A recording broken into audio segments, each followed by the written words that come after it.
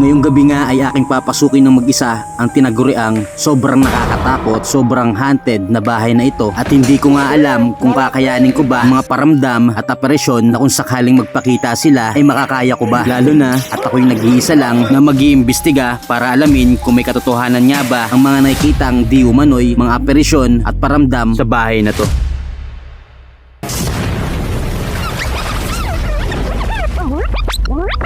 Si Black Sheep, Ghost Trip, palagay ng tol. Sa oras at tumapak to, walang atrasan na tol. Umaangat yung kandila. Sobrang nakakatakot. Sobrang nakakatakot. Kay Donski Gash TV na nga galing, isang sikat na ghost hunter sa Mindanao na may mahigit 300k subscribers sa kanyang YouTube channel at ayon pa nga mismo sa kanya.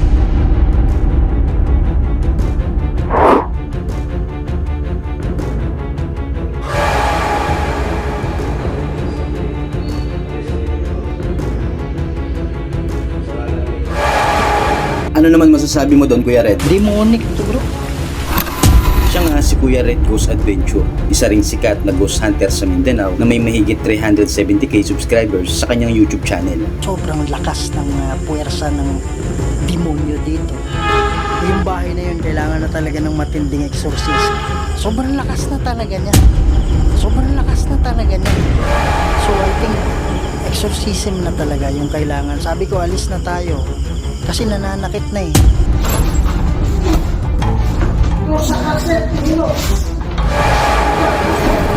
Nagtungo nga kami ng Davao para puntahan ang kontrobersyal na Black Lady House. Oo, tol, nasa Mindanao kami ni partner Nuriel. Ito yung sa mga video nila, nakikita natin na buo pa to. Owner nitong bahay na to, tol, nagalit. Kaya nga ang ginawa giniba na lang. Nababoy daw yung lugar talaga na to, nababoy, kaya mas minabuting giniba na lang nila. Napakaganda ng paligid, sayang.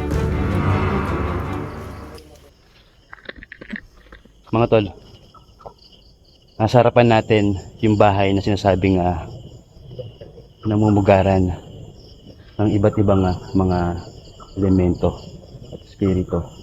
Andito nga yung bantog talagang tinawag na Black Lady House.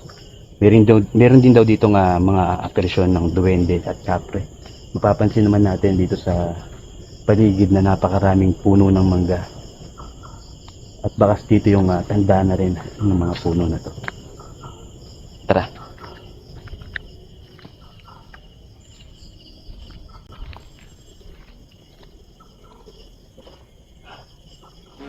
Matagal na rin tayo sa pagtuklas sa larangan ng ghost hunting. Marami na tayong napuntahan at napasok na talaga namang kinikilalang haunted base na rin sa madilim nitong nakaraan. Pero ibang araw ang bahay na ito sapagkat sobrang aktibo nga ng mga nandito. Kung sila nga na grupong pumasok ay gano'n na lang kagrabe ang pinalasap sa kanilang paramdam. Mararanasan ko rin kaya ang mga naranasan nila? May kita ko rin kaya ang mga nakita nila?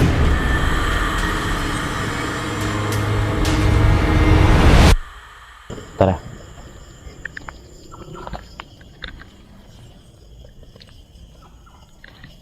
Sira na yung part mo dito.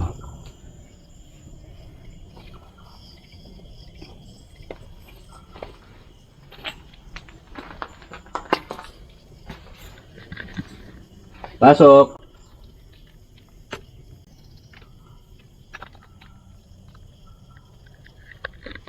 Bali may kita natin na ito na yung tinaguriang Black Lady House.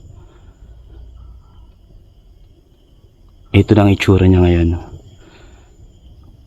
May second floor to. Ito yung hagdanan, pero yun nga, wala na rin.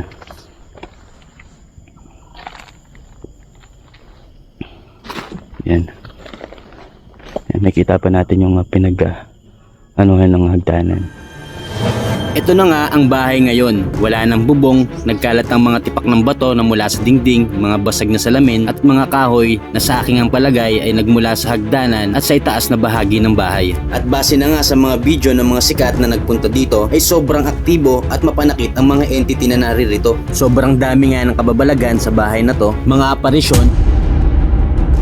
Nandito kami para tulungan ka. Ayan mga idol, hindi ko alam kung nakikita nyo. Wow!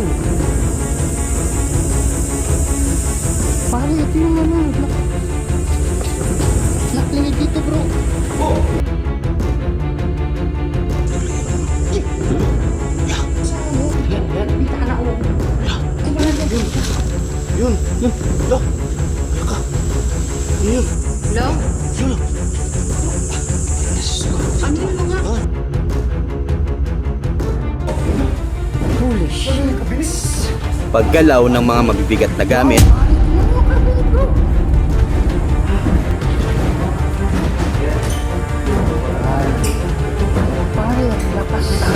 Pare, malakas to. Malakas to, Brad.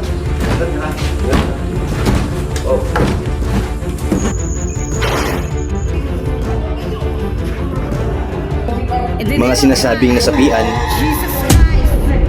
The name of the name of Jesus. In Jesus' name. mga sumuka ng dugo,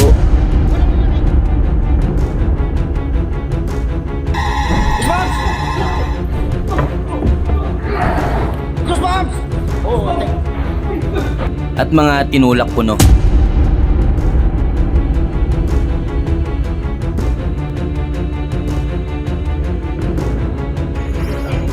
Ilan nga lang yan sa napakarami nilang ginawang eksena patungkol sa bahay na to, na ito nga daw ay sobrang haunted.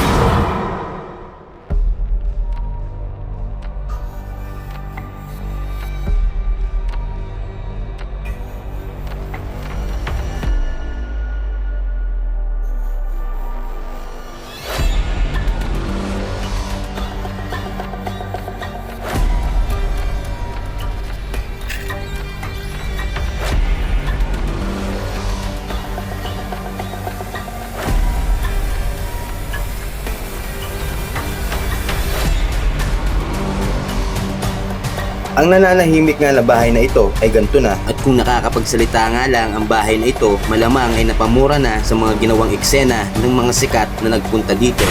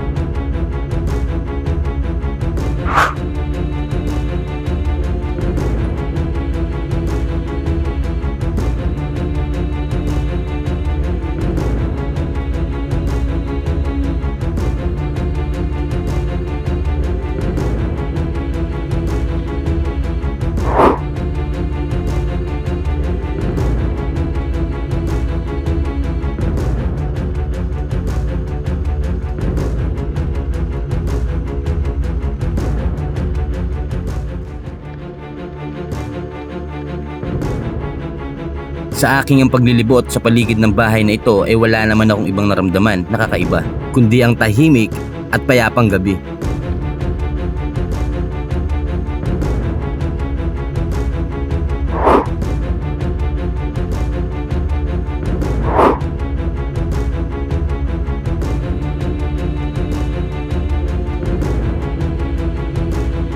Lumipas pa nga ang ilang minuto ay napagpasyahan kong magpatay ng ilaw, nagbabaka sakali na may magpakitang aparisyon o paggalaw ng mga gamit sa aking harapan.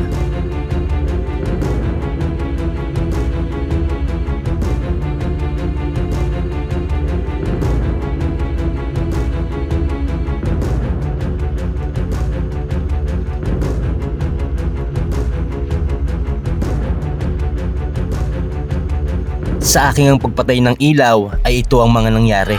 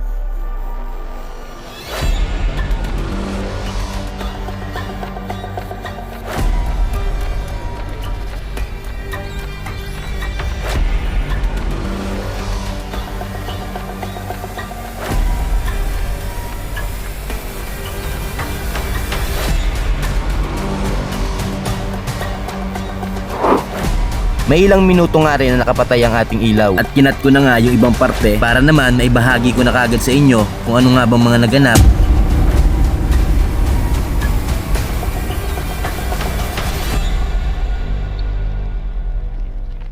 At napaisip nga ako kung bakit ko nasabi yung ganap. Ganong wala namang ganap. Kaya nga wala akong may babahagi sa inyo kung ano nga bang nangyari habang nakapatay ang aking mga ilaw.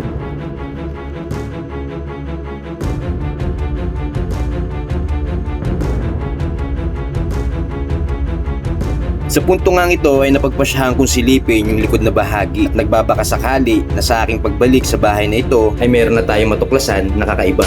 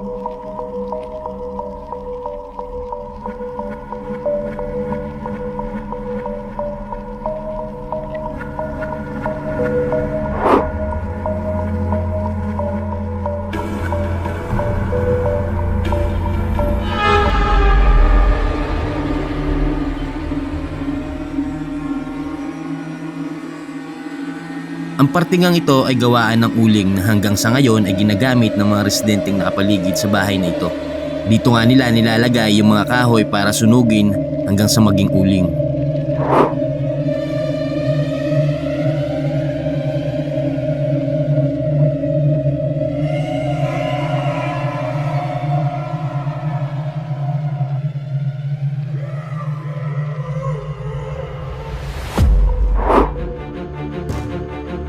Pagkatapos kong ang ikutin ng bahaging ito ay napagpasyahan ko na rin balikan ang kontrobersyal na bahay.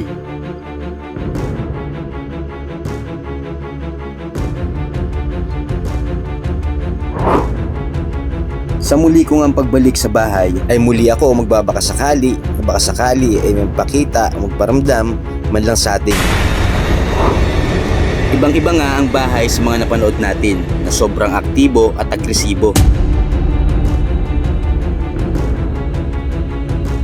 Kahit naman sa ganitong itsura na natin at na ng bahay ay hindi yung dahilan para wala na tayong maramdaman sapagkat itong araw ay sobrang haunted at demonic nga raw ang naririto. Sobrang nakakadismaya nga. Hindi dahil sa wala nagpakita o nagparamdam man lang sa atin kundi sa mga sikat na sobrang daming eksenang ginawa patungkol sa bahay na ito na di umano'y sobrang creepy, sobrang haunted at kailangan pa nga ng Grabe. Yung bahay na yun, kailangan na talaga ng matinding exorcism, mga idol. At kung nakakapagsalita nga lang ang bahay na ito ay malamang sa malamang ay pinagmumura na ang mga sikat na bumaboy sa lugar na to. Abangan ang mga susunod na palaga ng Team Hellfire kasama ang aking partner na si Noriel Gash Trip at ako si Black Sheep Ghost Trip. Stay safe, stay blessed. Peace. Ang